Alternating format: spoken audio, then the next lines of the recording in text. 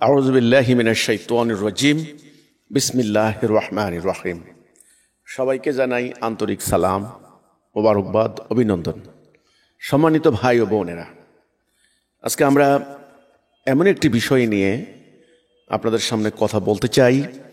সে বিষয়টা বর্তমান সময়ের জন্য অত্যন্ত প্রাসঙ্গিক, খুবই দরকারি। আমি মনে করি প্রত্যেকটি মুসলমানের সন্তান যারা নিজেদেরকে মুসলমান বলে দাবি করেন, আমি মনে করি প্রত্যেকটা মানুষের দরকার আছে এই বিষয়টি সম্পর্কে এখন চিন্তা ভাবনা করা। সেটা হচ্ছে ইসলামের সামরিক নীতি কী।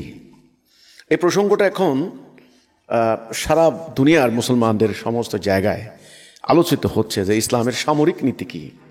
আজকে দেখুন, সারা পৃথিবীতে মুসলমানদের সংখ্যা আছে প্রায় 200 কোটির উপরে।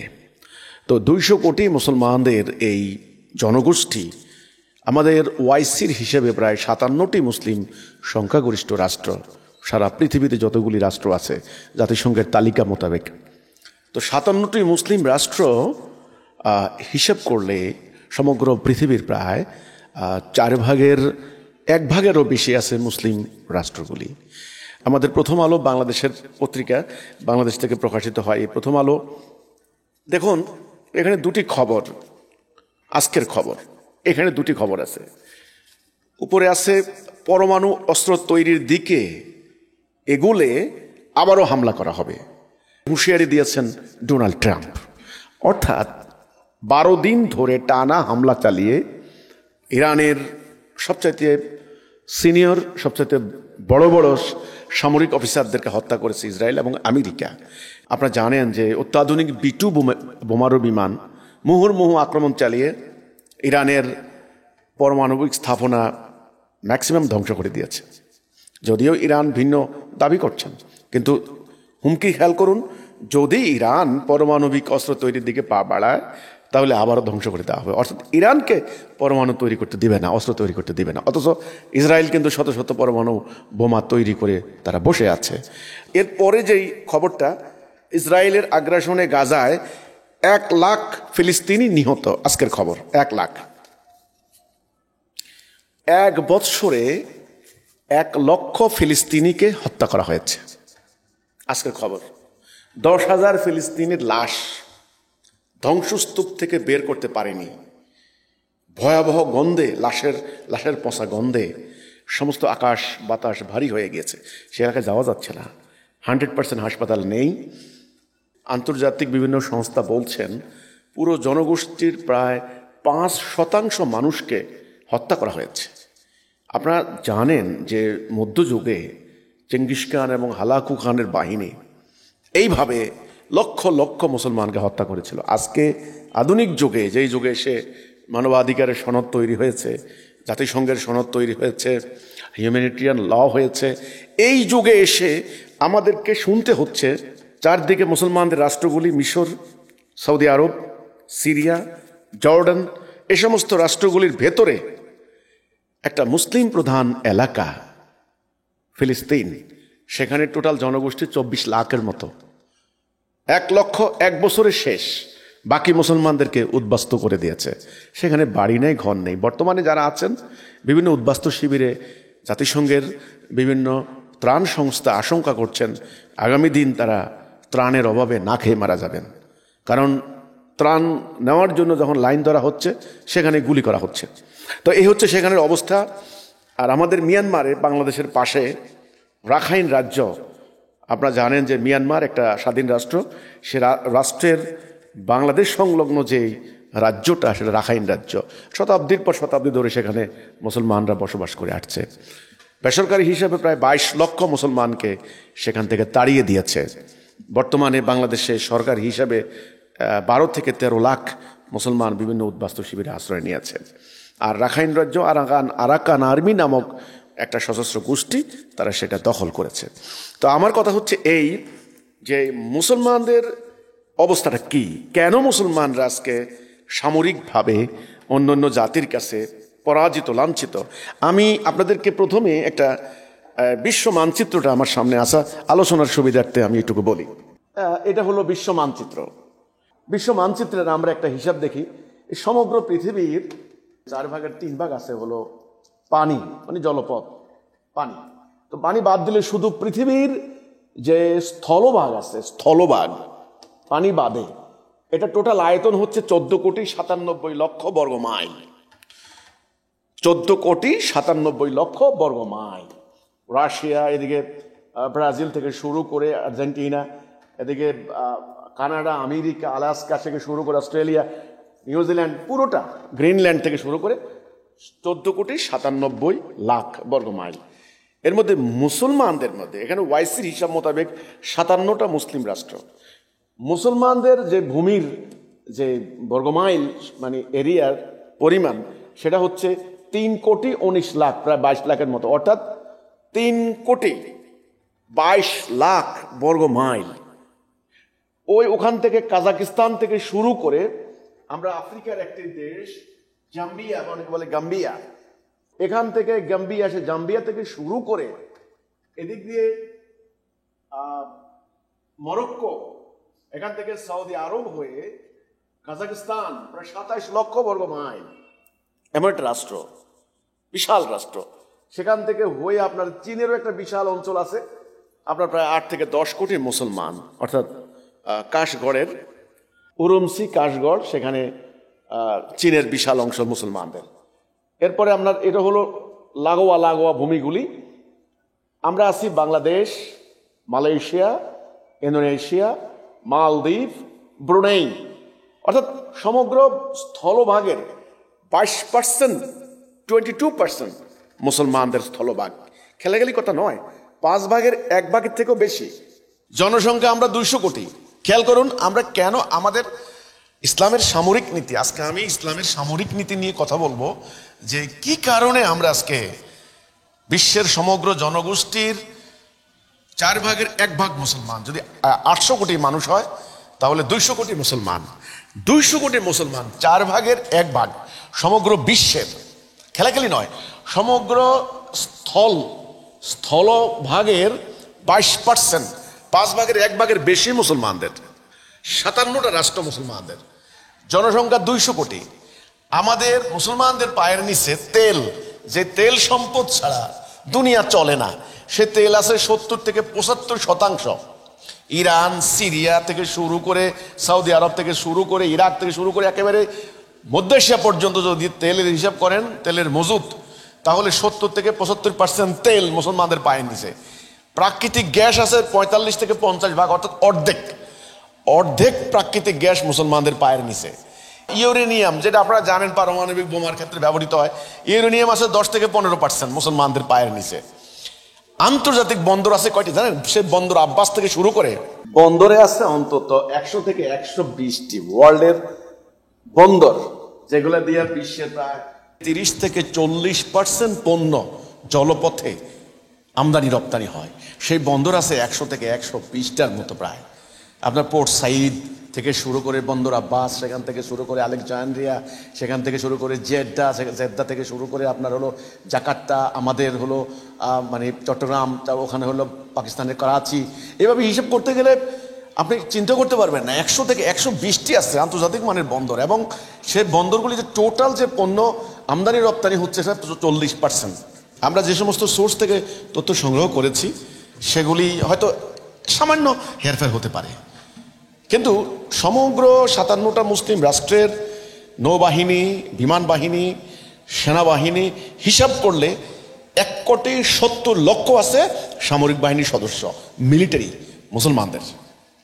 তাহলে এখন আমি একেবারে সংক্ষেপে যেটা বলি, 57টা রাষ্ট্র, বিশ্বের 1/5 ভূমির মালিক, বিশ্বের তেল, গ্যাস, ইউরেনিয়াম সমৃদ্ধ প্রায় তেল গ্যাসের আছে অর্ধেকের মালিক, তেলের সবচেয়ে বেশি 75% মালিক মুসলমানরা। 100 থেকে 120টা বন্দর, 50%-এর কাছাকাছি প্রায় আপনার পণ্য আমদানি রপ্তানি হচ্ছে আমাদের এই বন্দরগুলি দিয়ে। 1,70,00,000 সেনাবাহিনী। এবার আমি তুলনামূলকভাবে বলি ইসরায়েলের টোটাল আয়তন মাত্র 27,000 সরকারি হিসেবে, হয়তো আরো একটু বেশি থাকতে পারে, সরকারি হিসেবে 27,000 থেকে 30,000। ইসরায়েলের জনগণ আছে পুরো তেল আবিব সহ পুরা আপনার ইসরায়েলের টোটাল 80 থেকে 90 লাখ। সারা দুনিয়ার ইসরায়েলি মানে অর্থাৎ ইহুদি জনগোষ্ঠী খুঁজলে 2 কোটির বেশি হবে না। খেয়াল করুন, ২৭,০০০ বর্গমাইলের একটি রাষ্ট্রের প্রযুক্তি, তাদের সামরিক সক্ষমতা, তাদের স্ট্র্যাটেজি, তাদের নিখুঁত নিশানা, তাদের বোমা, তাদের সক্ষমতা, তাদের সামরিক বাহিনীর নিপুণতা, নৈপুণ্য, পুরো মুসলমানরা আজকে পরাজিত। এর কারণটা কি? এই কাজাকিস্তান ২৭ লক্ষ বর্গ মাইল প্রায়। ইরান, যে ইরানকে চোখ রাঙিয়ে কথা বলে, ডোনাল্ড ট্রাম্প ওখান থেকে বলেন যে ইরানের প্রেসিডেন্টকে, মানে ওই যে আয়াতুল্লাহ খামেনিকে বলে যে তাকে প্রাণ ভিক্ষা দিয়েছে, মানে প্রাণ বাঁচিয়ে দিয়েছে, যে কোনো সময় আমরা ইচ্ছা করলে মারতে পারি। কেমন কথা! আপনি দেখুন, সেই ইরানের 16 লক্ষ বর্গ মাইল, এক সৌদি আরবে আছে লক্ষ লক্ষ বর্গ মাইল। এত বড় এক মানে মুসলমানদের তাদের পরাজয়ের কারণ কি? এর কারণ হিসেবে আমি পরিষ্কার করে বলতে চাই, আসলে সংখ্যা ফ্যাক্টর নয়, স্থলভাগ জলভাগ এগুলি কোনো ফ্যাক্টর নয়। আসলে ফ্যাক্টরটা কি, কোন জায়গায় ব্যাপারটা আমাদের সমস্যা হয়েছে কোন জায়গায়, আজকে সেটা নিয়ে আমি কথা বলতে চাই। আসলে আমাদের এই পরাজয়ের মেন কারণ, আমরা একটা জাতিভুক্ত নই। আল্লাহ এক, রাসূল এক, কিতাব এক, আমাদের একটা কাবার দিকে ফিরে আমরা নামাজ পড়ি। কাবাতে শরীফাতে আল্লাহু আকবার বলে আমরা প্রতি ওয়াক্ত নামাজে আল্লাহ রাব্বুল আলামিন আমাদেরকে শিক্ষা দিয়েছেন, যে আল্লাহ রাসূলও শিক্ষা দিয়েছেন, তোমাদের লক্ষ্য হবে এক, তোমাদের নেতা হবে একজন, তোমরা সর্ব অবস্থায় আল্লাহর হুকুম বিধান মানবে। সেখানে আমরা উল্টো বিভিন্ন গোত্রে, বিভিন্ন বর্ণে, ভাষার ভিত্তিতে, ভৌগোলিক সীমারেখার ভিত্তিতে আমরা টুকরো টুকরো হয়ে গিয়েছি। আমাদের এই বিভক্তি, এই বিভাজনের ফলে আজকে আমাদের শত্রুরা আমাদের উপরে বিজয়ী হচ্ছে।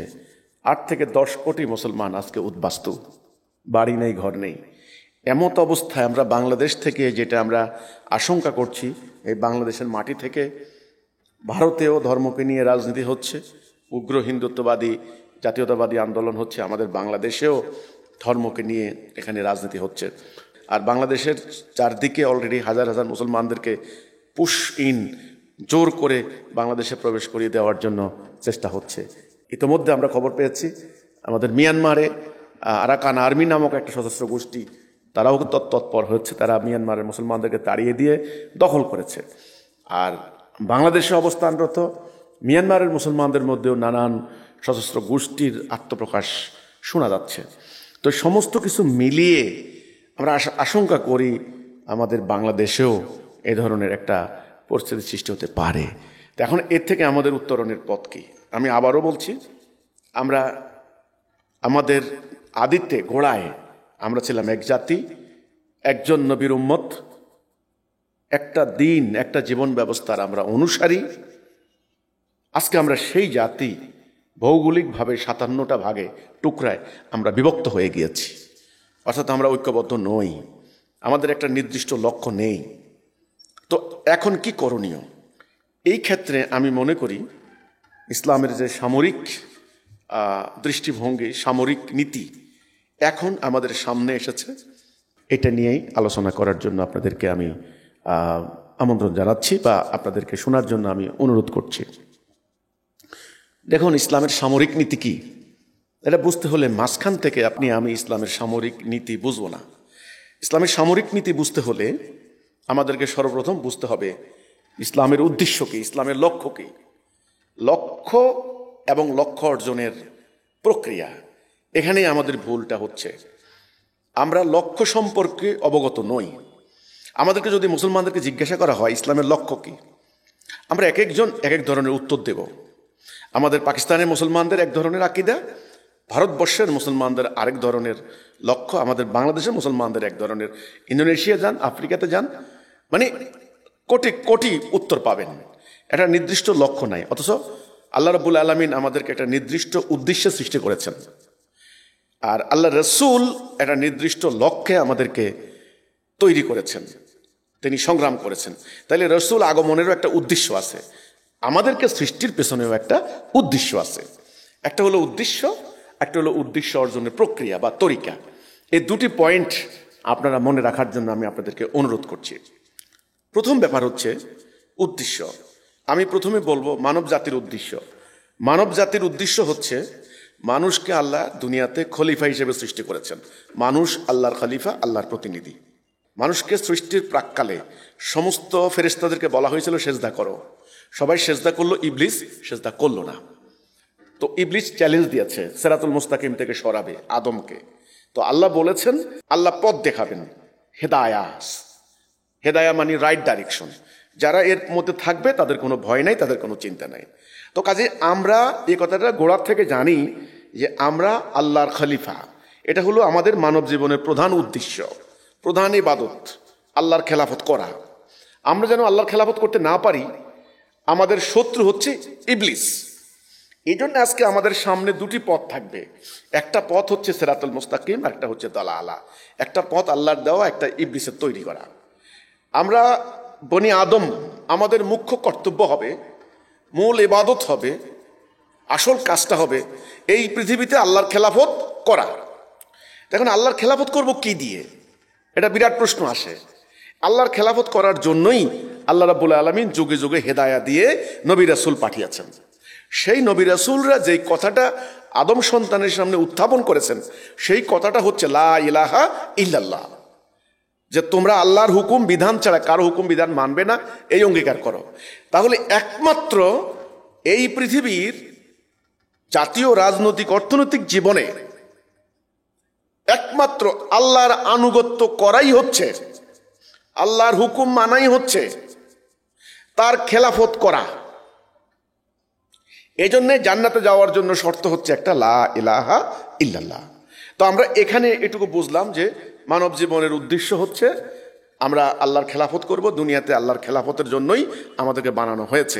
এটা এক নাম্বার গেল। দ্বিতীয় প্রশ্ন, এবার আমরা যারা শেষ নবীর উম্মত, আমাদের নবী করিম সাল্লাল্লাহু আলাইহি সাল্লাম, ওনার আগমনের উদ্দেশ্য কি? ইসলামের সামরিক নীতি যদি বুঝতে হয়, গোড়ায় কিছু আলোচনা বুঝতে হবে, তা না হলে আপনারা সামরিক নীতি বিক্ষিপ্ত বিচ্ছিন্নভাবে বুঝবেন না। তাহলে সূরা তওবা 33, সূরা সফ 9, সূরা ফাতা 28, সেখানে আল্লাহ কি বলেছেন নবীর আগমনের উদ্দেশ্য?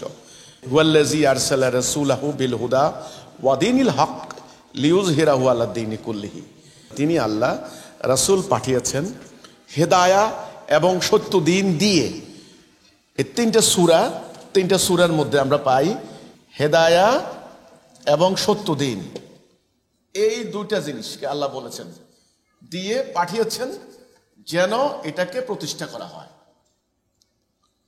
তাহলে রাসূলকে পাঠানো হয়েছে হেদায়া এবং সত্য দিন দিয়ে, কি জন্য? প্রতিষ্ঠা করা হবে অন্য সমস্ত দিনের উপরে, অন্যান্য সমস্ত দিনের উপরে। এই জন্য তিনি বলেছেন যে হে মানুষ, তোমরা বলো ইয়া আইয়ুহান নাস। এ নাস বলতে সমগ্র মানব জাতিকে বোঝানো হয়েছে। হে মানুষ, তোমরা বলো আমি তোমাদের সকলের জন্য আল্লাহর রাসূল। রাসূলের আগমন হয়েছে এই যে আমরা যদি দেখি এই আরব, সেই মক্কা, আমি আপনারা মানচিত্র এখানে দেখবেন এই মক্কা, কিন্তু তিনি বিশ্বনবী। আমাদের আকীদা হচ্ছে সেই আলাস্কা থেকে শুরু করে নিউজিল্যান্ড পর্যন্ত, সেই গ্রিনল্যান্ড থেকে শুরু করে আর্জেন্টিনা পর্যন্ত, ওখান থেকে শুরু করে আপনার দক্ষিণ আফ্রিকার কেপটাউন থেকে শুরু করে সারা দুনিয়া, সেই ইউরোপের লন্ডন থেকে শুরু করে সারা দুনিয়া, রাশিয়া, পুরো সারা দুনিয়াতে আর রাসূল আসবেন না, নবী আর আসবেন না। এটা আমাদের কনসেপ্ট, এটা আমাদের আকীদা। তো তিনি বলেছেন আমি তোমাদের সকলের জন্য আল্লাহর রাসূল। এই সারা পৃথিবীতে আল্লাহর দ্বীন প্রতিষ্ঠা করার জন্যই ওনার আগমন হয়েছে। এটা হলো প্রথম মনে রাখতে হবে। প্রথম যে কথাটা আমি বলেছি সেটা হলো আমি পৃথিবীতে আল্লাহর খলিফা, এই দুনিয়াতে আল্লাহর খেলাফত করাই হচ্ছে আমার মূল ইবাদত। এটা হলো প্রথম আকীদা। এই কথাটা যারা মনে রাখবেন তারা পরবর্তী আলোচনা বুঝতে পারবেন। অনেকে মনে করে 5 ওয়াক্ত নামাজ পড়ে পড়ে আমি জান্নাত চলে যাব, কারণ একটা হাদিস আমাকে শেখানো হয়েছে নামাজ বেহেশতের চাবি। এবার চুরি করো, ডাকাতি করো, খুন ঘুষ অর্থ পাচার করো, কোনো ব্যাপার না, নামাজ পড়লাম জান্নাত চলে যাব না। ভুল। আপনাকে গোড়ার ব্যাপারগুলি বুঝতে হবে। নামাজ কার জন্য, কিসের জন্য, নামাজের উদ্দেশ্য কি, নামাজ পড়ার পারপাস কি পারপাস হাসিল করতে চায় নামাজের মাধ্যমে, সেটা আপনাকে বুঝতে হবে। তো সেজন্য আমি বলি কি, প্রথমে বুঝতে হবে যে আমি আল্লাহর খলিফা, এই পৃথিবীতে আল্লাহর খেলাফত করাই আমার মূল কাজ। আমি যদি আল্লাহর খেলাফত না করি তাহলে আমার জীবনটা কিন্তু ব্যর্থ হয়ে গেল, শেষ। যেমন আমরা দেখুন একটা কলম, এই কলমটাকে বানানো হয়েছে কি জন্য? লেখার জন্য। কলম যদি লেখা না উঠে এই কলমের কোনো মূল্য নেই। আমার মাথার উপর একটা ফ্যান আছে, কি জন্য? বাতাস দেওয়ার জন্য। বাতাস না দিলে এই ফ্যানের কোনো মূল্য নাই। তো কাজে আমার আপনার জীবনের একটা উদ্দেশ্য আছে, সেটা হচ্ছে পৃথিবীতে আল্লাহর খেলাফত করব আমরা। শব্দটা হচ্ছে খলিফা, প্রতিনিধি, আল্লাহর প্রতিনিধি। এখন যদি আমরা এই কাজটা না করি তাহলে আমাদের সমগ্র জীবন ব্যর্থ। এটা হলো প্রথম আকীদা। এবার দ্বিতীয় কথা হলো নবীর আগমনের উদ্দেশ্য কি? হেদায়া এবং সত্য দিন দিয়ে আল্লাহ রাসূলকে পাঠিয়েছেন যেন এটা বিশ্বময় প্রতিষ্ঠা করেন। দিন প্রতিষ্ঠা, সোজা কথা, দিন প্রতিষ্ঠা। এই দিন প্রতিষ্ঠাই হলো নবীর আগমনের উদ্দেশ্য। হেদায়াতটা কি? হেদায়া হচ্ছে লা ইলাহা ইল্লাল্লাহ। আর সত্য দিন কি? যে দিনুল হকের নকশা হচ্ছে আল কোরআন। অর্থাৎ আল্লাহ দেওয়া দিন মানব জীবনের প্রতিষ্ঠা করাই হচ্ছে রাসূলের আগমনের উদ্দেশ্য। আশা করি এটা পরিষ্কার হয়ে গেল। আপনি দিন প্রতিষ্ঠা করবেন, প্রতিষ্ঠা কিভাবে হবে? এই প্রতিষ্ঠা করার প্রক্রিয়া হচ্ছে জিহাদ এবং কেতাল। এটাই আমার আজকের আলোচ্য বিষয়, জিহাদ ও কেতাল। আজকে বিশ্বময় মুসলমানরা লাঞ্ছিত, অপমানিত, পরাজিত, স্তম্ভিত, হতাশ, নিরাশ, ভীত, কম্পিত। মুসলমানরা আজকে তাদের অ্যাটম বোমার সামনে অসহায়, তাদের মিসাইলের সামনে, তাদের ড্রোনের সামনে, তাদের উন্নত মারণাস্ত্র প্রযুক্তির সামনে মুসলমানরা মনে হয় কিছুই করার নেই। অথচ আমি একটু পরিসংখ্যান দেখালাম, আপনারা জানেন এই 57টা মুসলমান রাষ্ট্রের আজকে কিছু করার নেই। কারণ ইসলাম সম্পর্কে আমাদের আকীদা ভুল, কনসেপ্ট ভুল। ইসলামের যে সামরিক নীতি, সামরিক নীতি, এটাকে আমাদেরকে পরিষ্কার করে বুঝতে হবে। তাহলে দিন প্রতিষ্ঠার প্রক্রিয়া হচ্ছে জিহাদ এবং কেতাল। সূরা হুজরাত 15 নম্বর আয়াত। মোমেনের সংজ্ঞা এখানে হলো মোমেন। মোমেন মোমেন হবে কে? যে আল্লাহ এবং তার রাসূলের প্রতি ঈমান আনলো এবং জানমাল দিয়ে জিহাদ করলো, সে হলো মোমেন। খেয়াল করুন, মোমেনের সংজ্ঞা মানে ইসলামের সংজ্ঞা। জান্নাত যাবে মোমেন। আপনারা জানেন মানুষ কিন্তু দুই প্রকার। সূরা তাগাবুনের 2 নম্বর আয়াত আল্লাহ বলেছেন, আমি তোমাদেরকে সৃষ্টি করেছি, তোমাদের হয় কেউ মোমেন আর না হলে কেউ কাফের। রাস্তা কিন্তু দুটা, একটা হলো হেদায়া, একটা হচ্ছে দালালা। এক দল হলো মোমেন, আরেক দল কাফের। মোমেনের ওলি আল্লাহ, কাফেরের অভিভাবক হলো তাগুত। মোমেন যাবে জান্নাতে, কাফের যাবে জাহান্নামে। মোমেনকে আল্লাহ আলোর দিকে পরিচালিত করেন, কাফেরকে অন্ধকারের দিকে পরিচালিত করেন। তো মানুষ কিন্তু প্রধানত দুই প্রকার, বেসিক্যালি কিন্তু গোড়াতে দুই প্রকার, মোমেন আর কাফের। তাহলে মোমেনটা কে? এখন এই মোমেন হন আগে। নামাজ মোমেনের জন্য, রোজা মোমেনের জন্য, হজ মোমেনের জন্য। এখন আমাদের তো পরিচয় কি? আমরা বাঙালি, আমরা মিশরীয়, আমরা ইরানি, আমরা হলাম সৌদি, আমরা ইয়েমেনি, আমরা পাকিস্তানি, আমরা আলজেরীয়, আমরা ইউরোপীয়, আমরা জাপানি। এই কিন্তু আল্লাহর কাছে পরিচয় হচ্ছে মোমেন। আপনি কি ইন্ডিয়ান না বাঙালি, আল্লাহর কাছে পরিচয় হচ্ছে আপনি মোমেন কিনা। হাসরের দিন মাটির তলায় কোনো সীমানা নাই, মাটির তলায় কোনো সীমানা নাই, একই। তো সেজন্য মোমেন, নামাজ মোমেনের জন্য, রোজা মোমেনের জন্য, হজ মোমেনের জন্য। আল্লাহ সমস্ত গুনাহ মাফ করবেন মোমেনের, আল্লাহ জান্নাত দিবেন মোমেনকে। আল্লাহ বলছেন আমি ওয়ালি, অভিভাবক মোমেনের। এগুলো কিন্তু মনে রাখতে হবে। আমার 5000 ফেরেশতা মালায়েক প্রস্তুত মোমেনকে সাহায্য করার জন্য। মোমেনকে বলছেন আল্লাহ, হে মোমেন, তোমরা হতাশ হয়েও না, নিরাশ হয়েও না, তোমরা বিজয়ী হবে যদি তোমরা মোমেন হও। তাহলে বিজয়ী হবে মোমেন, জান্নাত যাবে মোমেন, গুনাহ মাফ করবেন আল্লাহ মোমেনকে, নামাজ রোজা হজ যাকাত মোমেনের জন্য। আল্লাহ ওয়ালি, অভিভাবক মোমেনের। এখন সেই মোমেনটা কে? প্রশ্ন হচ্ছে এটা, মোমেনটা কে? কি করলে মোমেন হওয়া যায়? কিভাবে মোমেন হওয়া যায়? এটাই হলো আমার কথাটা। আপনারা সূরা হুজরাত, পবিত্র কোরআনের সূরা হুজরাতের 15 নম্বর আয়াতটা পড়ে দেখেন। সেই মোমেনের সংজ্ঞার মধ্যে আছে দুটি ভাগ, আল্লাহ এবং তার রাসূলের প্রতি ঈমান, জানমাল দিয়ে জিহাদ।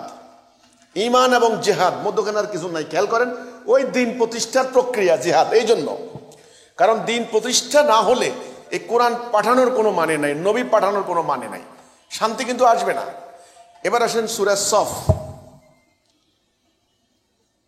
আপনারা 10-11 আপনারা সূরা সফটা পড়ে দেখবেন। সেখানে আল্লাহ বলছেন যে ইয়া আইয়ুহাল্লাযীনা আমানু হাল আদুল্লুকুম আলা তিজারাতিন তুনজিকুম মিন আযাবিন আলীম তুমিনুনা বিল্লাহি ওয়া রাসূলিহি। এই যে আমি কি তোমাদেরকে এমন একটি উত্তম বাণিজ্যের সন্ধান দেব যারা আল্লাহ এবং তার রাসূলের প্রতি ঈমান আনবে। খেয়াল করেন, এই ঈমান, এই দেখেন প্রথম ঈমান, তারপরে জান মাল দিয়ে জিহাদ করবে। জিহাদ সূরা সফ, খেয়াল করেন, জিহাদ। তাহলে এখানেও বলা হয়েছে ঈমান এবং জিহাদ। এটা যদি করেন আল্লাহ তোমাদের সমস্ত গুনাহ মাফ করে দিবে। গুনাহ মাফ, গুনাহ মাফ। জান্নাত, জান্নাতুন তাজরি মিন তাহতিহাল আনহার ওয়া মাসাকিনা তাইয়্যিবা, জান্নাতিন আদনি যালিকাল ফাওজুল আযীম আও উখরা তুহিব্বুনাহা নাসরুম মিনাল্লাহি ওয়া ফাতহুন কারীব। এই যে বিজয়, নাসর মানে বিজয়, বিজয়। তাহলে দেখুন সূরা সফে বলা আছে ঈমান এবং জিহাদ এই দুটি জিনিস করলে গুনাহ মাফ করে দেওয়া হবে, জান্নাতে দাখিল করা হবে এবং বিজয় দেওয়া হবে। ইসলামের যে আমাদের যে সামরিক নীতি, আমরা যদি আজকে বুঝতে পারি ইসলাম সম্পর্কে সঠিক আকীদা, তবে আমাদেরকে বিশ্বময় এই আমাদের উপরে যে চলমান এই অন্যায় হচ্ছে সেটা বন্ধ হবে ইনশাআল্লাহ।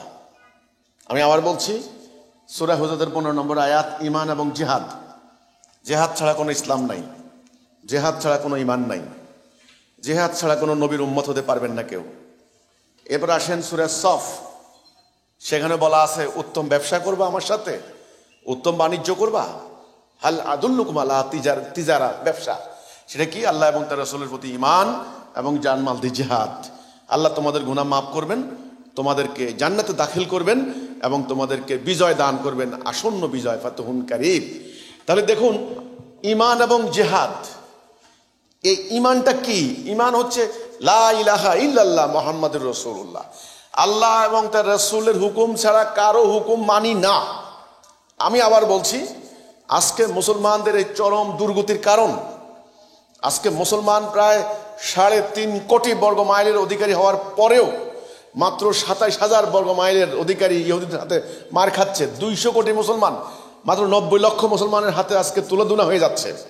কোটি কোটি মুসলমান উদ্বাস্তু। তার কারণ 1 নাম্বার, তাওহীদ নাই, ঈমানে নাই। লা ইলাহা ইল্লাল্লাহ মানে আল্লাহর বিধান ছাড়া কারো বিধান মানি না, আল্লাহর আনুগত্য ছাড়া কারো আনুগত্য করব না। সেখানে বাস্তবে আমরা আল্লাহকে ইলাহ মানছি না, আল্লাহর হুকুম মানছি না, আমরা আনুগত্য করছি ওই পাশ্চাত্য সভ্যতার মানুষের তৈরি বিধান, আল্লাহর বিধান মানি না। ফলে আমরা ঈমানে নাই। 2 নাম্বার, জান মাল দি জিহাদ, আমরা জিহাদ বাদ দিয়েছি। জিহাদের পরিবর্তে আমরা একটা জাল হাদিস আবিষ্কার করেছি যেটা আমাদের জাতিকে ধ্বংস করে দিয়েছে। সেটা হলো আত্মার বিরুদ্ধে জিহাদ বড় জিহাদ। এটা হাদিস নয়, এটা একটা আরবি প্রবাদ বাক্য, আমার কথা নয়, সমস্ত মুহাদ্দিসরা এটা খুঁজে বের করেছেন। এই জাল হাদিস প্র্যাকটিস করার কারণে আজ আমাদের মুসলমানদের এই পরিস্থিতি। কাজেই আত্মার বিরুদ্ধে জিহাদ নয়, আল্লাহর দ্বীন প্রতিষ্ঠার জন্য, অর্থাৎ এই কোরআনের সাহায্যে কাফেরদের বিরুদ্ধে জিহাদ হচ্ছে জিহাদে আকবর, জিহাদে কবির। তো কাজেই এই মুসলমানদের মার খাওয়ার মেন কারণ এই ঈমান নাই এবং জিহাদ ত্যাগ করেছি। ঈমান যদি না আনেন এবং জিহাদ যদি ত্যাগ করেন, সূরা হুজুরাতের 15 নম্বর আয়াত মোতাবেক মোমেন না হলে কাফের, এবং কাফেরদের নামাজ রোজা হবে না। এবং সূরা সফের 10, 11, 12 আয়াতগুলি পড়ে দেখেন, সেখানে আল্লাহ বলছেন ঈমান এবং জিহাদ, যদি গুনাহ মাফ করতে হয় ঈমান আনতে হবে এবং জিহাদ করতে হবে। এবং প্রশ্ন হচ্ছে জিহাদ কেন করবেন? দ্বীন প্রতিষ্ঠা করার জন্য। এবার আমি কেতালের প্রসঙ্গ আসব। জিহাদ মানে হলো আপ্রাণ প্রচেষ্টা, এটা কিন্তু মিনিং আলাদা আলাদা। কেতাল মানে সশস্ত্র যুদ্ধ, অস্ত্র নিয়ে যুদ্ধ। এখন আপনারা বলতে পারেন যে এখন যদি আমরা জিহাদের কথা বলি, কিতালের কথা বলি, তাহলে আমাদেরকে উগ্রবাদী বলবে, জঙ্গিবাদী বলবে, আমাদেরকে সন্ত্রাসী আখ্যা দেবে। এটা তো এই পর্যন্ত তারা দিয়ে এসেছে। আপনি যদি সত্য ইসলামের কথা বলেন, আপনি যদি আল্লাহর কোরআনের কথা বলেন, রিয়েল মেসেজ তুলে ধরেন, ইসলামের এসেন্সটা কি আসলে, মানবতার কল্যাণের কথা বলেন, তাহলে আপনাকে অবিসম্ভাবী রূপে ঐক্যের কথা বলতে হবে, আপনাকে অবিসম্ভাবী রূপে জেহাদের কথা বলতে হবে, আপনাকে অবিসম্ভাবী রূপে তাওহীদের কথা বলতে হবে, আপনাকে অবিসম্ভাবী রূপে কিতালের কথা বলতে হবে যদি বাঁচতে চান। আর যদি মনে করেন যে ওদের গোলামি করবেন, ওদের দাসত্ব করবেন, ওদের আনুগত্য করবেন, ওদের সুদভিত্তিক অর্থনীতি মানবেন, ওদের হানাহানির রাজনীতি প্র্যাকটিস করবেন, তো করেন, এবং বোমা খেয়ে মরতে হবে। নিজেদের সামরিক সক্ষমতা কোনোদিন আসবে না, নিজেদের ঐক্যবদ্ধ চেতনা কোনোদিন হবে না, শ্রেষ্ঠত্বের যে একটা অনুভূতি সেটা কোনোদিন আসবে না। আপনি আল্লাহর দাসত্ব করার কথা, সেখানে আমি দাসত্ব করছি ওদের পাশ্চাত্য সভ্যতার। আল্লাহর ইবাদত করার কথা, সেখানে আমরা আল্লাহর ইবাদত করছি না। আপনারা মনে করছেন নামাজ পড়লে কি আল্লাহর ইবাদত হয়ে গেল? আরে না, নামাজ হচ্ছে আল্লাহর ইবাদত করার জন্য একটা প্র্যাকটিস, একটা নমুনা, একটা নকশা। যারা আল্লাহকে সেজদা করবে তারা বাস্তব জীবনে আল্লাহর আইন মানবে, সেজন্য তারা নামাজ পড়বে। আমি সেজদা করলাম আল্লাহকে আর বাস্তবে আইন মানলাম পাশ্চাত্যে, তাহলে হলো না। সেজন্য এই বিষয়গুলি আলোচনা করতে হবে। ইসলামের সামরিক নীতি, সেটা কি? আগে আমি বেসিক কথাগুলো বলি। যেমন ধরুন বাকারা 216, সেখানে আল্লাহ বলছেন তোমাদের জন্য কেতাল ফরজ করে দেওয়া হলো। কেতাল মানে যুদ্ধ, যুদ্ধ ফরজ।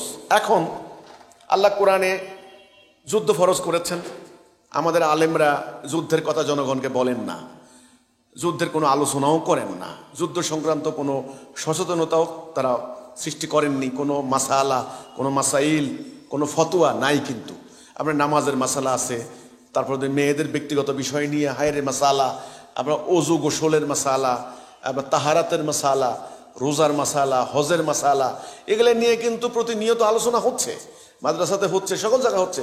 কিন্তু সূরা বাকারার 216 নম্বর আয়াতে আল্লাহ বললেন তোমাদের জন্য কেতাল ফরজ করে দেওয়া হলো। এই যে যুদ্ধ তোমাদের জন্য ফরজ, এই কথাটা প্রত্যেকটা মুসলমান, 200 কোটি মুসলমানের যদি আজকে জানা থাকতো যে যুদ্ধ আমার ফরজ, তাহলে ওই যে ইসরায়েলের আক্রমণে আমরা দেখলাম যে পুরো তেহরান খালি হয়ে গেছে, লক্ষ লক্ষ ইরানির নাগরিক তারা তেহরান খালি করে পালিয়েছে। ইসলামের তো নীতি এটা নয়। আল্লাহ কোরআনে বলেছেন যে তোমরা যদি রণাঙ্গন থেকে পালিয়ে যাও তাহলে তোমাদের জন্য আল্লাহর গজব পড়বে, আল্লাহর লানত পড়বে। এই জন্য মুসলমান কখনো পালাতে পারে না। উদ্বাস্তু শিবিরে যাওয়ার প্রশ্নই আসে না। ওই তাদের ত্রাণ শিবির, ওই হেলিকপ্টারে করে ত্রাণের প্যাকেট আসবে, তারা হা করে চেয়ে থাকবে, ত্রাণের জন্য দৌড়াবে আর পেছন থেকে মেশিন গানে গুলি করবে। এ এক ভয়াবহ জিল্লতির জীবন। এটা মুসলমানের হতে পারে না, মোমেনের হতে পারে না। তো কথা হচ্ছে মোমেনের জন্য কেতাল ফরজ মানে যুদ্ধ ফরজ। তাহলে আমাদের সারা বিশ্বে মুসলমানদের সামরিক শক্তি হলো 1,70,00,000। তারা যুদ্ধগুলি করছে কেন? তারা ইসলামের জন্য নয়, দ্বীনের জন্য নয়। আমি প্রথমেই বলেছি কি কারণে আমরা আজকে পরাজিত, লাঞ্ছিত। আল্লাহ সাহায্য নাই কেন? আমাদের বাংলাদেশের সেনাবাহিনী আছে ধরুন 2 লাখ 2.5 লাখ, ধরুন পাকিস্তানের আছে। একসময় পাকিস্তানের আর্মি এই অত্র অঞ্চলে খুব দাপটে ছিল, বিশ্বের প্রায় 5ম কি 6ষ্ঠ পাওয়ারফুল আর্মি ছিল পাকিস্তানের আর্মি। আজ তারা কোথায়? তো কাজেই প্রত্যেকটা রাষ্ট্রের সেনাবাহিনী আছে, নৌবাহিনী আছে, বিমান বাহিনী আছে। এগুলি সব যার যার জাতি রাষ্ট্রের স্বার্থের জন্য। যার যার রাষ্ট্র আলাদা, সরকার আলাদা, রাষ্ট্র পরিচালনার আদর্শ কিন্তু আলাদা। কোনোটা সামরিকতন্ত্র, কোনোটা গণতন্ত্র, কোনোটা রাজতন্ত্র, কোনোটা সমাজতন্ত্র, কোনোটা আমিরাত, কোনোটা বাদশাহী, ইত্যাদি ইত্যাদি। তো কাজেই ওই সেনাবাহিনীগুলির কোনো লাভ নাই। বরং এরা কেউ আমেরিকার সঙ্গে চুক্তি করেছে, কেউ রাশিয়ার সঙ্গে চুক্তি করেছে, কেউ ইন্ডিয়ার সঙ্গে চুক্তিতে আবদ্ধ, কেউ চায়নাকে বন্ধু ভাবছে, ইত্যাদি ইত্যাদি। কারো সামরিক বাজেট মানে আমেরিকার উপর নির্ভরশীল। যেমন মানে সৌদি আরব ট্রিলিয়ন ট্রিলিয়ন মানে বিলিয়ন বিলিয়ন ডলারের অস্ত্র আমদানি করে আমেরিকা থেকে। তো কাজেই এখানে পুরো মুসলমানদের কিন্তু কোনো ঐক্যবদ্ধ কোনো চেতনা নেই, ঐক্যবদ্ধ কোনো লক্ষ্য নেই। আল্লাহর দ্বীন প্রতিষ্ঠার যে সামগ্রিক আকীদা ওটা কিন্তু নেই। যেই কারণে ইসলামের যে যুদ্ধনীতি, ইসলামের যে সমরনীতি, ইসলামের যে সামরিক নীতি, ইসলামের যে একটা মিলিটারি স্ট্র্যাটেজি, ওটা হারিয়ে গেছে। এখন প্রত্যেকটা সামরিক নীতি, সমরনীতি যার যার ভৌগোলিক রাষ্ট্রকে সেভ করার জন্য, সেটাও কিন্তু পারবে না। তো ভূরাজনৈতিক কারণে তারা নিজের স্বার্থ দেখছে। যে কারণে 71 সালে আমরা 2 পাকিস্তান বলা হচ্ছে মুসলমান ভাই ভাই। যদি ভাই ভাই হয় তাহলে আমরা ইস্ট পাকিস্তান ওয়েস্ট পাকিস্তান যুদ্ধ করে আমরা এভাবে লাখে লাখে কাতারে কাতারে মরলাম কেন? আমাদেরকে আমরা মারলাম কেন? কারণ আমাদের মৌলিক চেতনা কিন্তু হারিয়ে গেছে। বাকারা 216 আল্লাহ বলেছেন তোমাদের জন্য যুদ্ধ ফরজ।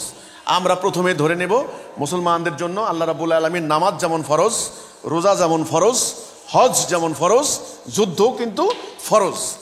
এখন বাংলাদেশের সারা পৃথিবীর মুসলমানদের এই সামরিক স্ট্র্যাটেজি হবে এটা, তাদেরকে এই কথা মনে রাখা, মনে করা।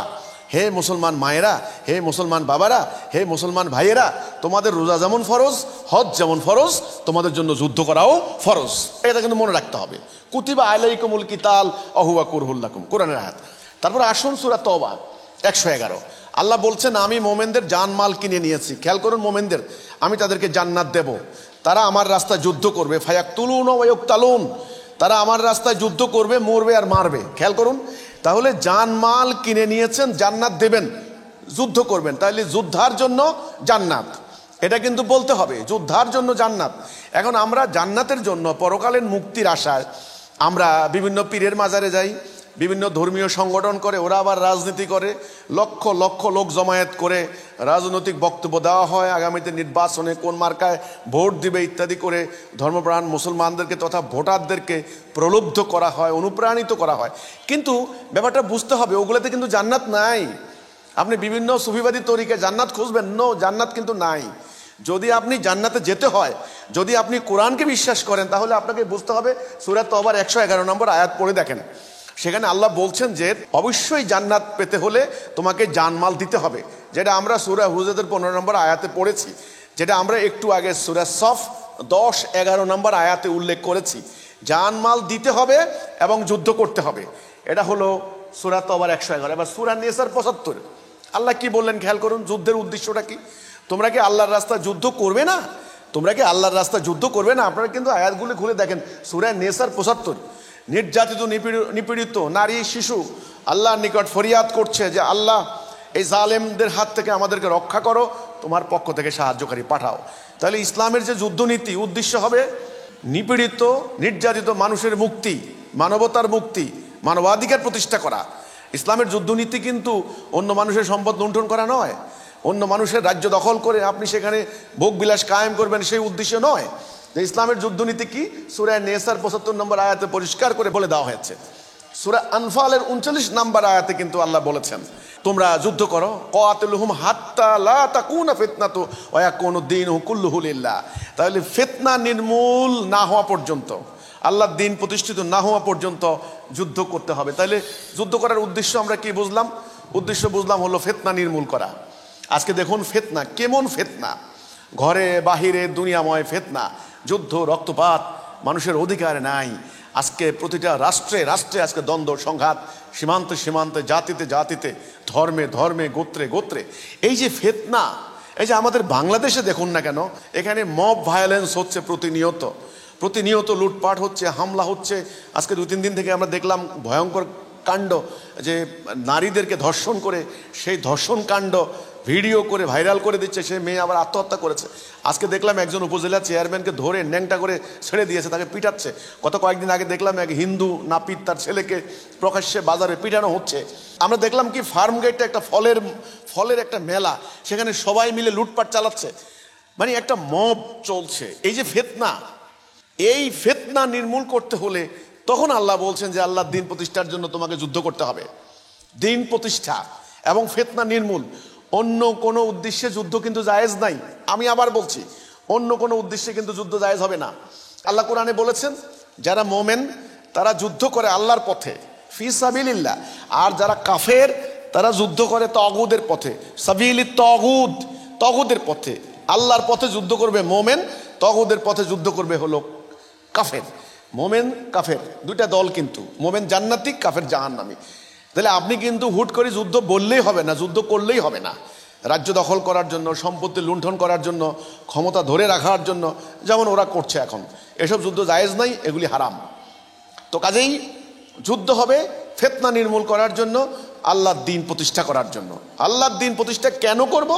কারণ আল্লাহ রাব্বুল আলামিন এই মানব জাতির মুক্তির জন্য, শান্তির জন্য নবীর মাধ্যমে দ্বীন পাঠিয়েছেন। সেই দ্বীন প্রতিষ্ঠা না হওয়া পর্যন্ত মানুষ শান্তি পাবে না। তো কাজে আল্লাহর দ্বীন প্রতিষ্ঠা হলে কি হবে? মানুষ দরজা খুলে ঘুমাবে। তো এই হচ্ছে ব্যাপার। তো এখানে সূরা আনফালের 39 নম্বর আয়াতে আল্লাহ বলছেন যুদ্ধ করো ততক্ষণ পর্যন্ত যতক্ষণ না ফিতনা নির্মূল হয়ে আল্লাহর দ্বীন সামগ্রিকভাবে প্রতিষ্ঠিত না হয়। আমার কথা হচ্ছে যে এই কোরআনের এই আয়াতগুলি, একটু আগে আমি যেগুলি বুঝালাম সেগুলি, এই আয়াতগুলি দেখালাম যে তোমাদের জন্য যুদ্ধ ফরজ, তোমাদের জন্য যুদ্ধ করতে হবে।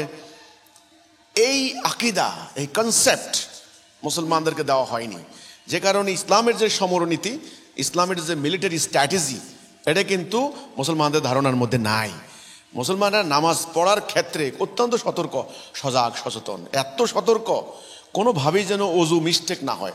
রোজা রাখার ক্ষেত্রে এত সতর্ক, হ্যাঁ, সেহরি খাওয়ার ক্ষেত্রে, রোজা ভাঙার ক্ষেত্রে, মানে ইফতার খাওয়ার ক্ষেত্রে, এই মশালাগুলি দাড়ি রাখার ক্ষেত্রে, টুপি পরার ক্ষেত্রে, টাকনু পরার ক্ষেত্রে, ডাইন কাতে শোয়া, মিঠাই খাওয়া, এগুলি এত অ্যালার্ট। রাসূল কিভাবে কি করেছেন এগুলি, কিন্তু আল্লাহ তাআলা ডাইরেক্ট কোরআনে যে বলেছেন যুদ্ধ ফরজ, এটা কিন্তু মুসলমানদের মধ্যে কোনো আইডিয়া নাই। মুসলমানরা কোনো একটা বিপদ দেখলেই দলে দলে পালাচ্ছে, উদ্বাস্তু শিবিরে যাচ্ছে। এই যে তাদের পলায়ন মনোবৃত্তি, এটাই হলো জাতির মূল ধ্বংসের কারণ। অনেকে আমাকে প্রশ্ন করেন যে বাংলাদেশের সেনাবাহিনী কি, বাংলাদেশ যদি বিপদে পড়ে, ধরুন 90% মুসলমানের দেশ, যেভাবে সারা দুনিয়াময় একটার পর একটা মুসলমান কান্ট্রি ধ্বংস হয়ে যাচ্ছে, যদি বাংলাদেশও সেটা পড়ে তাহলে বাংলাদেশ সেনাবাহিনীকে পারবে কিনা? আরে ভাই, বাংলাদেশের 2-2.5 লাখ সেনাবাহিনী কি করবে? 16 কোটি যদি মানুষ পালায় শুধুমাত্র। এই জন্য আমার কথা ভাই, বাস্তবতায় আসেন, রিয়েলিটিটা একটু অনুধাবন করেন, বি প্র্যাকটিক্যাল। এখন আর ওই স্বপ্নের যুগে বসবাস করেন না আর। হ্যাঁ, চোখ বন্ধ করে সুবহানাল্লাহ সুবহানাল্লাহ, আল্লাহর ফেরেশতা চলে আসবে আপনার জন্য। নো, আসবে মোমেনের জন্য। আপনি মোমেন কিনা? এই জন্যে দেখুন না, ওরা এমন এমন মিসাইল বানাচ্ছে শব্দের গতি থেকেও 10 গুণ। এমন মিসাইল 1 মিনিটের ব্যবধানে কোথায় তেল আবিব থেকে 2000 মাইল দূরে থেকে এসে আপনার ইরানের সামরিক অফিসারদেরকে হত্যা করে ফেললো 1 মিনিটের ভেতরে। তাদের বেডরুমে প্রবেশ করেছে। তাদের নিখুঁত নিশানা, কি প্রযুক্তি, তাদের আর্মি কত চৌকস, ওয়েল ট্রেন্ড। তো বাস্তবতায় আসেন, ইসলাম হলো প্রাকৃতিক ধর্ম, প্রকৃতির উপরে, নিয়ম নীতির উপরে ইসলামের বিধানগুলি রচিত হয়েছে। তো আমরা যদি যুদ্ধের নিয়ম নীতি আলোচনা না করি, ইসলামের যুদ্ধনীতি ডিসকাশন না করি, ডিসক্লোজ না করি, কোরআনের সেই সমস্ত অধ্যায়গুলি যদি জনগণের সামনে আলোচনা অ্যাভেলেবেল না করি, তাহলে এখন এই যে অবস্থা চলছে, সামনের দিকে বাংলাদেশতে ফিলিস্তিনের মতো হবে না, এটা কেউ হলফ করে বলতে পারবে না। সেজন্য আমি আজকে এই আলোচনার অবতারণা করলাম।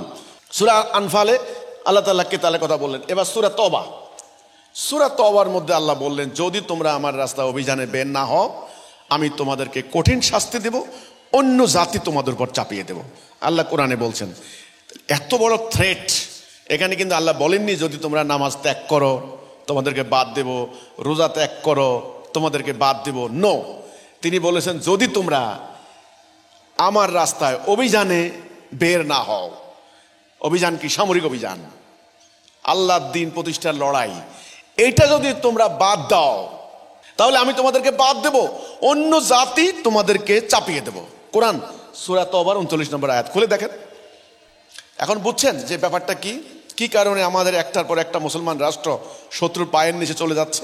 অলরেডি 200 বছর আগে তো আমরা ব্রিটিশদের গোলাম হয়ে গিয়েছিলাম। তারপরেও তো ওরা আমাদেরকে টুকরা টুকরা করে আমাদেরকে একেবারে ধ্বংস করে দিয়েছে। এখন চূড়ান্ত ধ্বংসের পালা। আল্লাহ কোরআনে বললেন যদি তোমরা আমার রাস্তায় অভিযানে বের না হও তাহলে আমি তোমাদেরকে এমন শাস্তি দেব, অন্য জাতি তোমাদের উপর চাপিয়ে দেব। খেয়াল করুন সূরা তওবার 39 নম্বর আয়াত। সূরা তওবার 20 থেকে 24 আয়াতগুলি পড়ে দেখেন। সেখানে আল্লাহ বলছেন যে তোমরা যদি তোমাদের স্ত্রী পুত্র, বাড়ি ঘর, ক্ষেত খামার, সহায় সম্বল, ব্যবসা বাণিজ্য ইত্যাদি যদি ধরে বসে থাকো, আমার রাস্তায় জিহাদ করা অপেক্ষা এগুলি প্রিয় হয়, তবে অপেক্ষা করো, আমার হুকুম আসতেছে। এই কয়েকটা আয়াত আমি আপনাদেরকে পরিষ্কার করে উল্লেখ করলাম যে ইসলামের যুদ্ধনীতি কি হবে। ইসলামের যুদ্ধনীতির 1 নাম্বারটা হবে একমাত্র আল্লাহর প্রতি ঈমান। শুরুতে হবে আল্লাহর প্রতি ঈমান, সভরেন্টি অফ আল্লাহ, অন্য কোনো সভরেন্টি মানা যাবে না। এটা হলো 1 নাম্বার। 2 নাম্বার, পুরো উম্মাহ হবে এক জাতি, একটা ইউনাইটেড। আল্লাহ কোরআনে বললেন ওয়াতাসিমু বিহাবলিল্লাহি জামিয়ান ওয়া লা তাফাররাকু। টুকরা টুকরা হওয়া যাবে না। অমুক হলো সুন্নি, তারা হলো শিয়া, সৌদি আরব হলো সুন্নি, ইরানিরা শিয়া, মারুক ওদেরকে, ওরা শিয়া মুসলমান, মরুক আমাদের কি। নো, লা ইলাহা ইল্লাল্লাহ যারা বলবে, এক আল্লাহর প্রতি ঈমান আনবে, এক কোরআনের প্রতি ঈমান আনবে, এক নবীর প্রতি ঈমান আনবে, বাস। নো শিয়া, নো সুন্নি। জাতি হবে একটা, নেতা হবেন একজন। এই হলো ইসলামের সমরনীতির মূল কথা। এরপরে পুরো উম্মাহ ঐক্যবদ্ধ হয়ে কি করবে? প্রশ্ন, কি করবে? আল্লাহর দ্বীন প্রতিষ্ঠা করার জন্য তারা জিহাদ করবে। জিহাদের চূড়ান্ত অবস্থা হচ্ছে কিতাল, তারা যুদ্ধ করবে। তাহলে উম্মার প্রত্যেকটা সদস্য হবেন যোদ্ধা। ঘরে ভাত না থাকলেও কিন্তু যুদ্ধের সরঞ্জাম থাকবে তাদের। এটা এখন আধুনিক ভাষায় বলতে পারেন একটা গণবাহিনী। দেখুন, দ্বিতীয় বিশ্বযুদ্ধের সময় জার্মানির হিটলারের বাহিনী কিন্তু তারা ফ্রান্স আক্রমণ করার জন্য রওনা দিয়েছে। মধ্যখানে পড়েছে সুইজারল্যান্ডে কিন্তু ওরা কিন্তু আক্রমণ করেনি, কারণ সুইজারল্যান্ডের একটা নীতি ছিল যে যুদ্ধক্ষম সকল নারী পুরুষ ন্যূনতম সামরিক ট্রেনিং নেওয়া লাগবে। আজকে ইসরায়েল দেখেন, ইসরায়েলেরও একটা নীতি, যুদ্ধক্ষম নারী পুরুষ তারা তারা জানে যুদ্ধ করে তাদেরকে বেঁচে থাকতে হবে, তাদেরকে হামলা করা হচ্ছে। কিন্তু দেখুন উম্মতে মুহাম্মদীকে আল্লাহ রসুল এই বাস্তবতা শিক্ষা দিলেন, কিন্তু আমাদের এখন সেটা নাই। আজকে আমি আমার আলোচনার সুবিধার্থে 2টি বই তুলে ধরছি, 2টি বই। এই বইটা হলো আমার হাতে, বইটা হলো আল কোরআন, দেখুন, দুটি বই তুলে ধরলাম আমার আলোচনার সুবিধার জন্য। এটা হলো আল কোরআন, আল্লাহর নাজেল করা বিধান, আর এটা হলো রসুলুল্লাহর জীবনী গ্রন্থ, সিরাতে রসুলুল্লাহ, রসুলুল্লাহর জীবনী গ্রন্থ, আর এটা হলো আল্লাহর নাজেল করা কিতাব। এই দুটা কিতাব আমার হাতে। আচ্ছা, এখন আমি কেন এই দুটা কিতাব তুলে ধরলাম? পুরো কোরআনে শত শত আয়াত, জেহাদ কেতাল, জেহাদ কেতাল, জেহাদ করো কেতাল করো, জেহাদ করো কেতাল করো। কেন? এই দিনটা প্রতিষ্ঠা করার জন্য। আচ্ছা, এবার এই কোরআনটা যার উপরে নাজেল হয়েছে, আখেরি নবী, শেষ নবী হযরত মুহাম্মদ সাল্লাল্লাহু আলাইহি ওয়াসাল্লাম, ওনার জীবনী একবার দেখেন, এক নজরে দেখেন, এক নজরে, যাকে বলা হয় অ্যাট এ গ্ল্যান্স, এক নজরে দেখেন মহানবীর জীবনী। উনি মক্কার 13 বছর শুধু মানুষদেরকে তাওহীদের দিকে ডাক দিয়েছেন, তোমরা বলো লা ইলাহা ইল্লাল্লাহ, তোমরা বলো লা ইলাহা ইল্লাল্লাহ। মদিনায় যাওয়ার পরে বাকি 10 বছর 78টি যুদ্ধ করেছেন, 78টি যুদ্ধ করেছেন, ঐতিহাসিকভাবে প্রমাণিত। ওনার জীবনীর এই প্রথম গ্রন্থ, হাদিসগুলি পরে হয়েছে, সিরাতে ইবনে ইসহাক, কেউ পড়ে দেখতে পারেন। এই হাদিস গ্রন্থ পরে বুখারী, মুসলিম, তিরমিজি, আবু দাউদ, নাসাই, ইবনে মাজা, এগুলি পরে। তাফসির আরো পরে, 200-300 বছর পরে। ফিকহ গ্রন্থ এভাবে 200-300-400 বছর পরের থেকে হয়েছে। কিন্তু রাসূলুল্লাহর ইন্তেকালের 100 বছরের মাথায় এই সিরাতে ইবনে ইসহাক, উনার দাদাও ছিলেন কিন্তু একজন ঐতিহাসিক, ওনার বাবাও ছিলেন ঐতিহাসিক। তারা ইসলামের প্রাথমিক যুগে যখন রাসূলুল্লাহর বিজয় পতাকা সামনের দিকে যাচ্ছিলেন, তখনই কিন্তু তাদের ফ্যামিলি দ্বীন গ্রহণ করে। প্রথম 100 বছরের মাথায় এই ইতিহাস গ্রন্থ রচিত হয়েছে। এই ইতিহাস গ্রন্থ একবার পড়ে দেখেন, রাসূলুল্লাহর জীবনী, সিরাতে ইবনে ইসহাক, একেবারে রাসূলের জীবনী নিয়ে প্রথম প্রামাণ্য গ্রন্থ। সেখানে কি দেখবেন আপনি? যুদ্ধ, যুদ্ধ, যুদ্ধ, যুদ্ধ। একজন যোদ্ধার জীবনী, রণাঙ্গনে একজন সেনাপতির জীবনী, যিনি 78টি যুদ্ধ করেছেন, যিনি দিন রাত পরিশ্রম করে সৈন্য সমাবেশ করেছেন, যিনি নিজ হাতে খেয়ে না খেয়ে অক্লান্ত পরিশ্রম করে বিশ্বের দুর্ধর্ষ একটা সেনাবাহিনী তৈরি করেছেন, যার হাতে তৈরি হয়েছে আলী আসাদুল্লাহ, আল্লাহর সিংহ, খালিদ ইবনে ওয়ালিদ, খালিদ সাইফুল্লাহ, আল্লাহর তলোয়ার। এই ধরনের খালিদের মতো, সাদ বিন আবি ওয়াক্কাসের মতো, মুসান্নার মতো, দেরারের মতো, আলী ইবনে আবু তালিবের মতো বিশ্বজয়ী যোদ্ধা তৈরি হয়েছেন। আপনারা জানেন যে সামরিক ইতিহাসে 5 জন যোদ্ধার জীবনী বলা হয় যারা কোনো যুদ্ধে হারেননি। তার মধ্যে 4 জন মুসলমান আর 1 জন হলো অমুসলিম, সেটা হলো চেঙ্গিস খান। কোনো যুদ্ধে নাকি তিনি হারেননি। আর বাকি 4 জনকে, প্রথমে রাসূল পাক সাল্লাল্লাহু আলাইহি ওয়াসাল্লাম কোনো যুদ্ধে হারেননি। তারপর খালিদ ইবনে ওয়ালিদ, ওনার সাহাবী, ওনার নিজের হাতে তৈরি করা সেনাপতি, কমান্ডার। তারপর দ্বিতীয় আব্দুর রহমান, আরেকজন আছেন তুর্কি সুলতান, তিনি ওই যে ইস্তাম্বুল জয় করেন, পুরো বাহিনী পুরো পাহাড়ের উপর দিয়ে টেনে আনছিলেন। তাহলে 4 জন দুর্ধর্ষ সেনাপতি জীবনে কোনো দিন যুদ্ধে হারেননি। তা আমরা জানি আমাদের নবী আমাদেরকে ভালো ভালো নসিহত করেছেন, ঠিক আছে, নবী হিসেবে, কিন্তু তিনি যে একজন যোদ্ধা নবী, তিনি যে একজন ওয়ারিয়র, তিনি যে একজন রাষ্ট্রনায়ক, সফল রাষ্ট্রনায়ক ছিলেন, তিনি একজন বিচারপতি ছিলেন, এই কনসেপ্ট, এই আকীদা, এই আইডিয়া আমাদের মুসলমানদেরকে দেওয়া হয়নি। এটা হলো আমার কথাটা।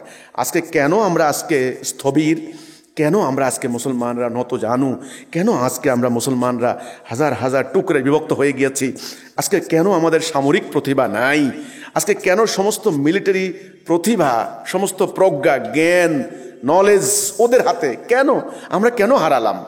মেন কারণ প্রকৃত ইসলাম আমরা হারিয়েছি। আমি এই ইবনে ইসহাকের এই প্রথম খণ্ডটা আপনাদেরকে, প্রথমটা আপনাকে পড়ার জন্য আমি অনুরোধ করব। এখানে রাসূলুল্লাহর পুরো যুদ্ধের কাহিনী আছে।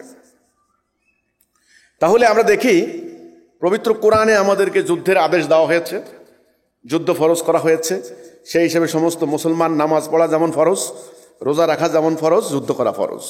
আচ্ছা, আমরা যার অনুসারী, মুহাম্মদ রাসূলুল্লাহ আমাদের নবী, আমাদেরকে আমাদের আলেমরা শিক্ষা দিয়েছে দাড়ি রাখতে হবে 1 মুষ্টি, হ্যাঁ, মিসওয়াক করতে হবে সুন্নত, ডান কাতে শুইতে হবে সুন্নত, টাকনুর করতে হবে সুন্নত।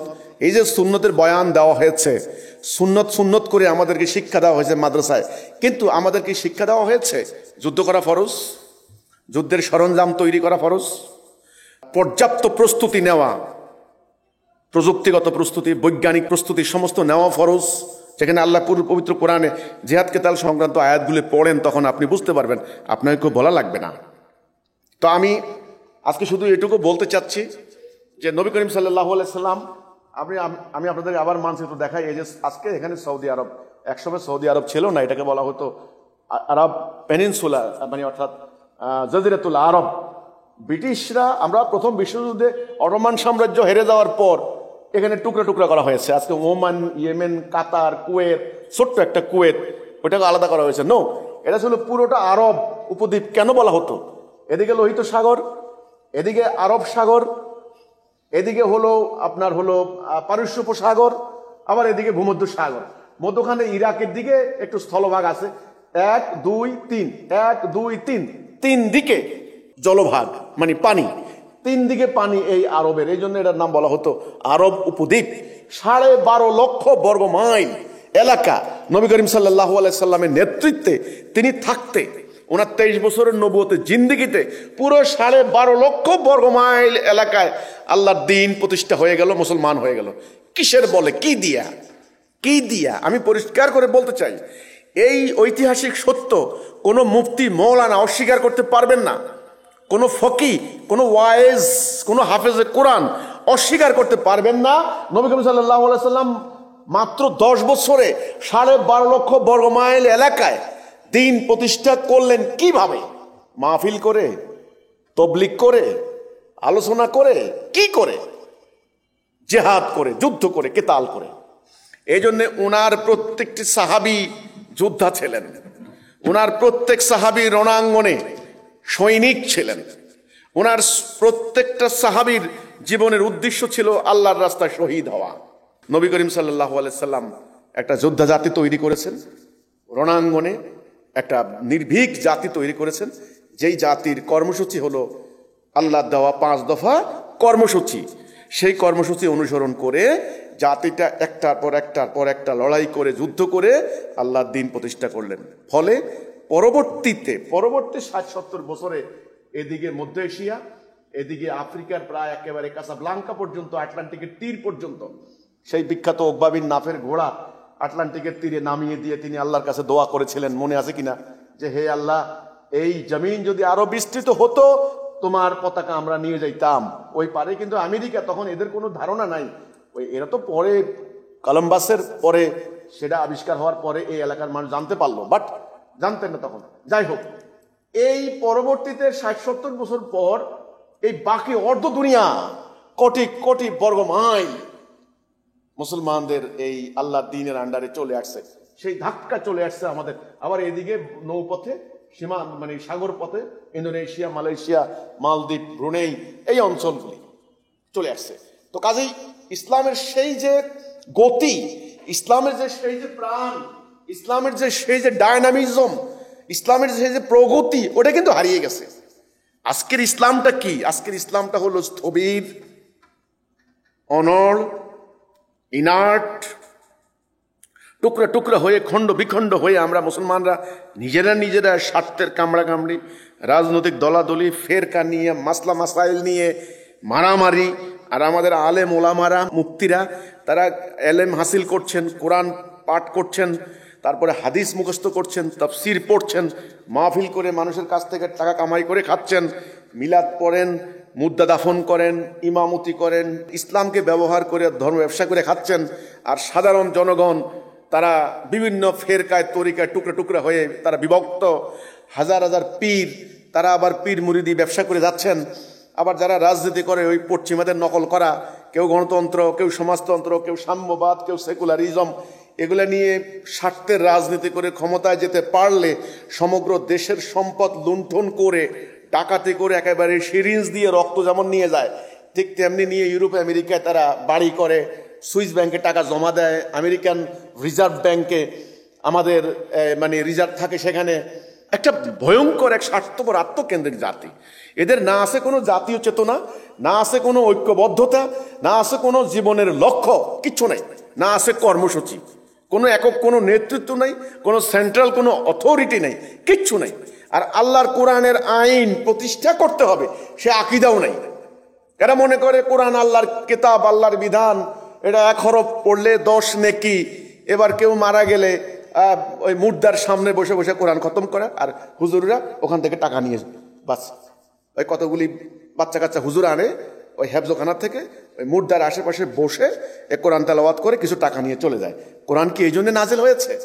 এই কোরআনের জন্য যিনি যুদ্ধ করেছেন, যিনি দান মোবারক শহীদ করেছেন, যিনি ওনার সাহাবীদেরকে শহীদ করেছেন, ওনার সাহাবীদের অধিকাংশের কবর হয়েছে বিদেশের মাটিতে। প্রত্যেকটা সাহাবীর শরীরে কোনো না কোনো অস্ত্রের আঘাত ছিল, এক বা একাধিক। সেই কোরআন আজকে আমরা জাতীয় জীবন থেকে বাদ দিয়ে আমরা ইসলামের যে সমরনীতি, যুদ্ধনীতি, ইসলামের যে জেহাদ এবং কেতালের যে নীতি, সেগুলো আমরা সম্পূর্ণ বাদ দিয়েছি। তো আমরা ইসরায়েল আমেরিকার কাছে মাইর খাবো না, কারা খাবো? আমাদের জনগণ তো কোনো যোদ্ধা নয়, আমাদের জনগণ হলো পলায়ন পর কাপুরুষ। আমাদের জনগণ নিজেরা মব সৃষ্টি করে একজন মানুষকে সামান্য একটু অপরাধের জন্য 50 জন মিলে একসাথে বাজারে কিলায়, একসাথে বাজারে মারে। মানে এরা হলো সভ্যতার, শৃঙ্খলার কোনো ধারে কাছে নাই। এই অবস্থা কেন হলো? এই অবস্থা হলো আল্লাহর দেওয়া নীতি আমরা বাদ দিছি। এখন আমাদের করণীয়, আমার কথা, সত্যিকার অর্থে পরিস্থিতি কিন্তু খুব ভয়াবহ, পরিস্থিতি খুব ভয়াবহ। পরিস্থিতিকে অনুধাবন করার জন্য আমি অনুরোধ করছি, আমরা হিজবুত তৌহিদ আন্দোলন এই কথাটাই বলে যাই যে দেখুন, হায়াত মৌতের মালিক আল্লাহ, আমাকে ইচ্ছা করলেও কেউ মারতে পারবে না, কিন্তু এইভাবে নিষ্ঠুরভাবে মৃত্যুবরণ করার কোনো মানে নাই, এভাবে উদ্বাস্তু শিবিরে ইজ্জত ধ্বংস করার কোনো মানে নাই, এইভাবে বোমার আঘাতে ধ্বংস হয়ে যাওয়ার কোনো মানে নাই। বাঁচবো একদিন, কিন্তু শিয়ালের মতো 1000 বছর বাঁচার কোনো দরকার নেই। আসুন আমরা আল্লাহর দাসত্ব করি। আমাদের বক্তব্য হচ্ছে এই, আল্লাহর রসুল যেই উদ্দেশ্যে দিনটা প্রতিষ্ঠা করেছেন, অর্থাৎ মানবতার মুক্তি, মানুষের কল্যাণ, সেই উদ্দেশ্য হাসিল করার জন্য তিনি যে একটা জাতি তৈরি করেছেন, যোদ্ধা জাতি, ওয়ারিয়র, যারা রণাঙ্গনে এক আল্লাহ ছাড়া কাউকে ভয় করতেন না, নারী পুরুষ সবাই, সেই জাতি আমরা তৈরি করি। এবং তিনি যেই কর্মসূচি দিয়ে গেছেন আমাদেরকে, সেই কর্মসূচি আমরা অনুসরণ করি। 1 নাম্বার ঐক্য, 2 নাম্বার শৃঙ্খলা।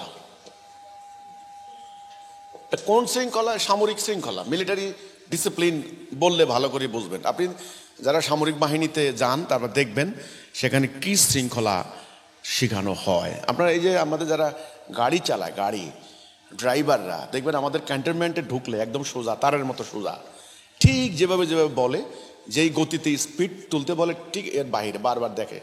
কেন? কারণ এর সামরিক শৃঙ্খলা, এখানে উল্টাপাল্টা করা যায় না। ঠিক গাড়িটা যখন ক্যান্টনমেন্ট থেকে বাইর হয়, ভয়াবহ পরিস্থিতি, ভয়াবহ, মনে হয় যেন এই ড্রাইভারটা অন্য এক ড্রাইভার, তারা চিনাও যায় না। এই যে তার মনস্তত্ত্ব কাজ করে কিন্তু সেভাবে। কাজেই আল্লাহ রসুল কিন্তু আমাদেরকে শৃঙ্খলা শিক্ষার কথা বলেছেন। যে বিখ্যাত হাদিস, আল্লাহ রসুল বলেছেন, আমরুকুম বিখামসিন আল্লাহু আমারানি বিহিন্না, আল্লাহ আমাকে 5টি কাজের আদেশ দিচ্ছেন, আমি তোমাদেরকে দিয়ে যাচ্ছি। সেটা হচ্ছে তোমরা ঐক্যবদ্ধ হও, কোনো শিয়া সুন্নি এই দল ওই দল নো, জাতি হবে একটা, এক অখণ্ড জাতি, ঐক্যবদ্ধ জাতি। 2 নাম্বার ডিসিপ্লিন, 3 নাম্বারে আনুগত্য, একজন নেতার আনুগত্য করতে হবে, শর্তহীন প্রশ্নহীন আনুগত্য করতে হবে। প্রথমে আল্লাহর আনুগত্য, তারপরে রাসূলের আনুগত্য, তারপরে আমিরের আনুগত্য, এরপরে হিজরত। হিজরত মানে হলো আলাদা হওয়া। তারপরে দেখেন 5 নাম্বার জিহাদ। যারা এই কর্মসূচি থেকে আধাত সরে যাবে, তাদের গলা থেকে ইসলামের রশি খুলে যাবে। তাহলে আমরা কি বুঝলাম? আমরা মুসলমানরা মায়ের কেন খাচ্ছি? আমি আবার বলছি, আমাদের জীবনের কোনো কর্মসূচি নাই। দেখেন, ইসরায়েলের একটা কর্মসূচি আছে, আমেরিকার একটা কর্মসূচি আছে, আমাদের কোনো কর্মসূচি নাই। দেখেন, আমাদের বিএনপির একটা কর্মসূচি, জামাতের একটা কর্মসূচি, চরমোনার আর একটা কর্মসূচি, আমাদের হলো দেখবেন ভিতরে, এখন তো আওয়ামী লীগ মাঠে নাই, তবু ভিতরে ওদেরও একটা কর্মসূচি আছে। ওই জাতীয় পার্টির একটা কর্মসূচি, খেলাফতের একটা কর্মসূচি, ওই পীরের কাছে যান দেখবেন পীর সাহেবদের নানান কর্মসূচি, কবে কোন পীরে কোন ওরস করবেন, কারা গরু বকরি আনবে দলে দলে, ওইটা একটা কর্মসূচি। হ্যাঁ, আবার যারা উগ্রবাদী বিভিন্ন দল আছে ওদের দেখবেন আলাদা আলাদা কর্মসূচি। আরে ভাই, মুসলমান, আমি আওয়ামী লীগ করেন, বিএনপি করেন, আর জাতীয় পার্টি করেন, আপনারা আল্লাহ বিশ্বাস করেন তো? হ্যাঁ, আপনার কোরআন বিশ্বাস করেন তো? এই যে কোরআন, এবং মক্কায় হজ করতে যান তো? আমরা দেখি তো আপনারা হজ করতে যান। আপনারা মুর্দা মারা গেলে ওই সবাই আলেম ওলামাদেরকে এনে জানাজা করান, আপনারাও নামাজ পড়তে যান, মসজিদে যান, জুমার নামাজে যান, ঈদের নামাজে যান তো? মানে আল্লাহ বিশ্বাস করেন তো? তো তাহলে আমার কথা হলো, আল্লাহ রাসূল এই কর্মসূচি দিয়েছেন, আপনারা এই কর্মসূচি বাদ দিয়ে যার যার রাজনৈতিক কর্মসূচি নিলে তো আমাদের শক্তি ধ্বংস হয়ে যাবে, আমাদের উম্মাহ তো তৈরি হবে না। ওই আবার ওরকম একটা মিসাইল আমাদের এখানে ঢাকায় পড়লে সব দেখবেন কাতারে কাতারে উদ্বাস্তু শিবিরে যাবে। উদ্বাস্তু শিবিরে এখন কোথায় যাবে? ইন্ডিয়া চতুর্দিকে এখন কাঁটাতারের বেড়া দিয়েছে। 71 সালে তারা জায়গা দিয়েছে, তাদের একটা স্বার্থ ছিল, তাদের প্ল্যান ছিল দুই পাকিস্তান ভেঙে টুকরা টুকরা করে দেওয়া, আমরা যেন দুর্বল হয়ে যাই। ওই জন্য তারা আমাদেরকে ভারতে তখন জায়গা দিয়েছে। এইবার জায়গা দিবে না, দেখবেন এইবার বঙ্গোপসাগরে মরতে হবে। এই জন্য আমার কথা ভাই, বাস্তবতায় আসেন। হিজবুত তৌহিদ যে কথা বলতে চায়, এই কর্মসূচি উম্মার কর্মসূচি, এই কর্মসূচি বাঁচার কর্মসূচি, এই কর্মসূচি শ্রেষ্ঠত্বের কর্মসূচি, এই কর্মসূচি জেহাদের কর্মসূচি। তাহলে আগে ঐক্যবদ্ধ হতে হবে, কোনো দল মত থাকতে পারবে না, ঐক্যবদ্ধ হতে হবে। নেতা হবেন একজন, নেতারা মানে আদেশে ঐক্যবদ্ধ হবেন, শৃঙ্খলাবদ্ধ হবেন, আনুগত্য শিখতে হবে, আল্লাহর আনুগত্য, রাসূলের আনুগত্য, আমিরের আনুগত্য, ওলিল আমর। এরপরে হিজরত, তারপর জিহাদ। জেহাদ করার উদ্দেশ্য কি? এই যে দিন প্রতিষ্ঠা। জেহাদ করব কেন? ওই টাকার জন্য না, নারীর জন্য না, গাড়ির জন্য না, বাড়ির জন্য না, আল্লাহর দিন প্রতিষ্ঠা। তো দিন প্রতিষ্ঠা করব কেন? ওই যে ইবলিসের চ্যালেঞ্জে আল্লাহকে বিজয়ী করার জন্য, শান্তি কায়েম, এই শান্তি কায়েম করাই আমাদের জীবনের উদ্দেশ্য। সেটার জন্য আল্লাহ কেতালের হুকুম দিয়েছেন। সূরা বাকারা 216, সূরা তওবা 111, সূরা নিসা 75, সূরা আনফাল 39, সূরা তওবা 39, সূরা তওবা 20 থেকে 24। এই কয়েকটি সূরা আপনাদেরকে পড়ার জন্য আমি অনুরোধ করছি। আল্লাহ বারবার বলছেন কেতাল করো, কেতাল করলে আমি তোমাকে জান্নাত দেব, যদি কেতাল না করো আমি তোমাকে শাস্তি দেব। কেতাল করার উদ্দেশ্য হচ্ছে এই, নির্যাতিত নিপীড়িত মানবতার মুক্তি। কেতাল করার উদ্দেশ্য হচ্ছে এই, আল্লাহর দিন প্রতিষ্ঠা করা। তো সম্মানিত ভাই ও বোনেরা, আমি আজ আপনাদেরকে একটা ছবি দেখাবো। দেখেন, আজকে আমাদেরকে সুন্নত শেখানো হয়, মাথায় টুপি দেওয়া সুন্নত। কারা এই সুন্নতের আবিষ্কার করলো, কোথা থেকে করলো, কবে থেকে করলো, আমি সেই ইতিহাস অন্য একদিন বলবো। আপনারা দেখেন, মাথায় টুপি দেওয়া। হ্যাঁ, রাসূলুল্লাহ সাল্লাল্লাহু আলাইহি সাল্লাম তিনি আরবে জন্ম নিয়েছেন, আরবি ভাষায় কথা বলতেন। তিনি আরবের মানুষ খেজুর খাইতো, তিনিও খেজুর খাইতেন। আরবের মানুষ পাগড়ি পরতো, তিনিও পাগড়ি পরতেন। কাফেররাও পাগড়ি পরতো। হ্যাঁ, তিনি পুরুষ ছিলেন, সুপুরুষ, বীর পুরুষ। উনি দাড়ি রাখছেন, তিনি পাগড়ি পরতেন, তিনি জুব্বা পরতেন। এই কিন্তু মাথায় যে একটা এরকম এখন 4 কল্লি 3 কল্লি গোল টুপি, এই যে টুপি আনা হইল, কিভাবে আনা হলো, এর একটা আমি একটা দেখাচ্ছি। দেখুন, আমার হাতে একটা ছবি দেখেন। এই ছবিটা একজন ইয়াহুদির ছবি। ডেভিডের স্টার তার মাথার মধ্যে আঁকা আছে। এটার নাম হলো কেপ্পা। ইহুদি এই টুপিকে বলে কেপ্পা, ইংরেজিতে ক্যাপ। ক্যাপ থেকে আমরা বলি টুপি, যেমন আমরা ক্যাপ মাথা দিই। এই যে কেপ্পা, এটা ইহুদি কিন্তু মাথা দেওয়া টুপি, খেয়াল করেন, ইহুদি। এই না হলেন নরেন্দ্র মোদী এবং ওনার এক সহযোগী। দেখেন মাথায় টুপি, মুখে দাড়ি, নরেন্দ্র মোদীজি, ভারতের প্রধানমন্ত্রী। ওই যে ইয়াহুদির মাথায় টুপি দেখাইলাম, এই দেখেন টুপি। এনারা দেখেন একদল শিখ, ওনাদের মাথায় পাগড়ি, লম্বা দাড়ি। খেয়াল করছেন? কোনো পার্থক্য করতে পারবেন না মুসলমান নাকি অন্যকে। তাহলে দেখেন, আচ্ছা, এখানে আমাদের একদল আলেম বাইতুল মোকাররমের সামনে মিছিল করছেন, প্রত্যেকের মাথায় কিন্তু ওই কেপ্পার মতো এই যে টুপি, দেখেন মাথা টুপি, ওই সেই গোল টুপি। আমার কথা হলো, সকল ধর্মের লোকেরা ওই কেপ্পা, ক্যাপ, টুপি আমরা যেটা পরেন, এটাকে সুন্নত বানাইলিস। কিন্তু আজ আমি আপনাদের সামনে একটা ছবি তুলবো, এই ছবিটা দেখা যায় কিনা দেখেন তো। এখানে একদল উম্মতে মুহাম্মদীকে মানে স্কেচ করা হয়েছে, ছবি আঁকা হয়েছে। তখন তো ফটো তোলার কেউ ছিল না, হাদিসের বর্ণনা অনুযায়ী, ওই সিরাত গ্রন্থের বর্ণনা অনুযায়ী। এখানে দেখুন, প্রত্যেকের মাথায় লোহার হেলমেট, লোহার হেলমেট, কোমরে তলোয়ার, হাতে ঢাল। খেয়াল করুন, হাতে ঢাল ধরে আছেন শক্ত করে, আর এক হাতে তলোয়ার, কোমরেও তলোয়ার, খঞ্জর আছে, আর মাথায় হলো লোহার হেলমেট। হেলমেটটা এমনভাবে তৈরি করা, উপরের থেকে আমাদের এক পীরের টুপি আছে 5 কল্লি, অর্থাৎ তলোয়ারে কোপ দিলে যেন কোপটা যেন পিছলে পড়ে যায়, মাথায় আঘাত না লাগে। এখন উম্মতে মুহাম্মদী, আমি যতটুকু ইতিহাস পড়েছি, রাসূলুল্লাহর সিরাত গ্রন্থ পড়েছি, রাসূলুল্লাহর যুদ্ধের কাহিনী পড়েছি, সাহাবীদের রণাঙ্গনের কাহিনী পড়েছি, আমি দেখেছি রসুলের সাহাবীরা মাথায় হেলমেট পরতেন, লোহার হেলমেট। সেটা দিনের পর দিন, মাসের পর মাস, বছরের পর বছর। আমার পার্সোনাল ওপিনিয়ন, পরবর্তীতে যখন আমাদেরকে যোদ্ধা জাতি হিসাবে ভুলিয়ে দেওয়া হলো, যুদ্ধ ভুলিয়ে দেওয়া হলো, তখন আমাদের মাথার লোহার হেলমেটের পরিবর্তে এই কাপড়ের টুপি আমাদের মাথায় চাপিয়ে দেওয়া হলো। বলা হলো অন্তত সুন্নত আদায় হয়ে যাবে। 1 2 তলোয়ার ফেলে দিয়ে আমাদের হাতে তসবির দানা ধরিয়ে দেওয়া হলো। বলা হলো এই তসবির দানা তুমি সুবহানাল্লাহ করে সর্ব অবস্থায় আল্লাহ জিকির করো, আল্লাহ জিকির করো, হাটে বাজারে যখনই যাইবা আল্লাহ জিকির করো, কলব পরিষ্কার থাকবে, কলবে আল্লাহ জারি থাকবেন। কিন্তু রাসূল সাহাবীরা তসবির দানা হাতে দিয়ে জাননে দিয়ে গিয়েছেন তলোয়ার। আমরা কি করেছি খেয়াল করুন, আমরা লক্ষ্য হারিয়ে ফেলেছি। লক্ষ্য হচ্ছে এই দুনিয়াময় আল্লাহর দ্বীন প্রতিষ্ঠা করা, খেলাখেলি নয়। এই পৃথিবীতে আল্লাহর দ্বীন প্রতিষ্ঠা করার দায়িত্ব যাদের, তারা সংকীর্ণ হতে পারে না, তারা ক্ষুদ্র হতে পারে না, তারা ছোট্টখাটো মাসলা মাসাইল নিয়ে মারামারি খুনাখুনি করতে পারে না। এত বিশ্বময় আল্লাহর দ্বীন প্রতিষ্ঠার যাদের টার্গেট, 1 2 কিভাবে দ্বীন প্রতিষ্ঠা করবেন? জিহাদ এবং কিতাল। এই জন্য আল্লাহ রাসূল এত দুর্দান্ত গতিসম্পন্ন একটা বাহিনী তৈরি করলেন, আর্মি, সেনাবাহিনী, যাদের কমান্ডার দুর্ধর্ষ কমান্ডার, যুদ্ধে হারার কোনো রেকর্ড নাই। এজন্য আল্লাহ কোরআনে বললেন মুমিনরা যখন রণাঙ্গনে বহির্গত হয় আল্লাহ তাদের সাহায্য করেন। 5000 মালায়েক আসমান থেকে নেমে আসে, বললেন তোমরা পিছপা হবে না, কাফেররা পালিয়ে যাবে, তারা পরাজিত হবে, কারণ মুমিনদের সাথে আমি থাকবো। ওয়াল্লাহু মাআকুম, আল্লাহ মুমিনদের সাথে আছেন, কাফেররা পরাজিত হবে। এটা আল্লাহর সুন্নাহ, আল্লাহর সুন্নাহর কোনো পরিবর্তন নাই। এই হতো মোমেনের জীবন ছিল, সাহাবীদের জীবন ছিল, পরবর্তী কয়েক শতাব্দী এটাই ছিল। মানে মোমেনরা কোনোদিন পালানোর কোনো প্রশ্ন আসে না। আর প্রত্যেকটা মোমেন জানতো আমাকে যোদ্ধা হতে হবে, আমাকে যুদ্ধ করতে হবে আল্লাহর দ্বীন প্রতিষ্ঠা করার জন্য। মোমেনের একটা কর্মসূচি ছিল, সেই কর্মসূচি হচ্ছে ঐক্য শৃঙ্খলা আনুগত্যের কর্মসূচি। এবং মোমেনের জীবন বিধান ছিল আল কোরআন। মোমেন রাষ্ট্রীয় জীবনে আল্লাহর বিধান মানত। মোমেনের ইমাম ছিলেন একজন। আজকে সেই মোমেন নাই। আজকের মোমেন দাড়ির মধ্যে আটকে গেছে। আজকে আমাদের উলামায়ে কেরাম, আমি তাদের সমালোচনা করছি না, তারা আজকে মাদ্রাসায় বসে বসে এলেম হাসিল করছেন, সেই এলেম বিতরণ করে টাকা রোজগার করছেন। রাসূল ঘরে ঘরে যোদ্ধা বানিয়েছেন, আর তারা ঘরে ঘরে এখন হাফিজে কোরআন বানাচ্ছেন, হেফজোখানা বসাচ্ছেন।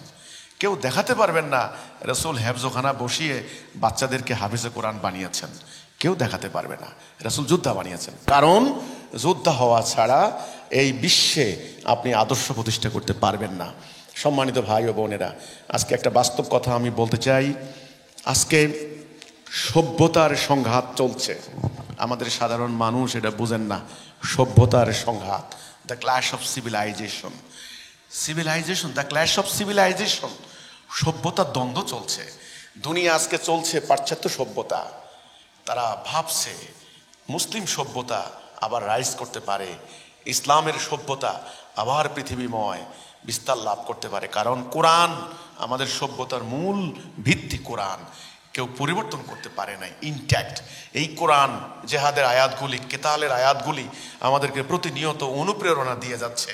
এবং আমাদের রাসূলুল্লাহর জীবনী জীবন্ত, প্রাণবন্ত, এখনো সোনার হরফে সবার সামনে জল করছে। কাজেই রাসূলুল্লাহর জীবনী ইমিডিয়েট সংগ্রামী জীবনী আমরা ভুলি নাই। এই জন্য তারা খুব সন্ত্রস্ত, ভীতকম্পিত। তাদের সভ্যতার সংখ্যা, তারা আমাদের ভৌগোলিক রাষ্ট্রগুলির মধ্যে তাদের জীবন দর্শন তারা চাপিয়ে দিতে চায়। তারা দখল করেছিল সামরিক শক্তি বলে। কিন্তু আজ আমরা মুসলমানরা আজকে এমন একটা জাতি হয়েছি, আমরা পরাজিত, আমরা লাঞ্ছিত। তো আমার কথা হচ্ছে এই, যদি সত্যিকার অর্থে আমরা বাঁচতে হয় তাহলে আমাদেরকে আবারও সেই প্রকৃত ইসলামে ফিরে যেতে হবে, আবারও সেই সোনালী যুগে ফিরে যেতে হবে, আবারও সেই ঐক্যবদ্ধ জাতিসত্তা গড়ে তুলতে হবে, আবারও সেই কর্মসূচি ফিরে আসতে হবে। ঠিক আল্লাহ রাসূল যে জায়গায় যেখানে গুরুত্ব দিয়েছেন সেখানে প্রথমে ঈমান, ঈমানের পরে জিহাদ, এবং জিহাদ করার জন্য কর্মসূচি। এই কর্মসূচি বাস্তবায়নের জন্য সালাহ, যাকাত, হজ, সাওম, পর্যায়ক্রমে অন্য বিষয়গুলি আসবে। তো আজকে আমি আপনাদের সামনে এটাই তুলে ধরলাম, ইসলামের সমরনীতি, ইসলামের সামরিক নীতি কি, ইসলামের সমরনীতি বা সামরিক নীতি হচ্ছে এই, পুরো জাতি হবে একটা জাতি, পুরো জাতির কমান্ডার হবেন একজন, পুরো জাতির একটা লক্ষ্য থাকবে, যেমন একটা বাহিনীর লক্ষ্য থাকে, এক একজন এক এক দিকে হলে হবে না। সেই লক্ষ্যটা হলো বিশ্বময় আল্লাহর দ্বীন প্রতিষ্ঠা করা। এটা রসুলের উপরে আল্লাহর দায়িত্ব ছিল, আমাদের উপরেও উম্মত হিসেবে এ দায়িত্ব। সেই লক্ষ্য হাসিল করব কিভাবে?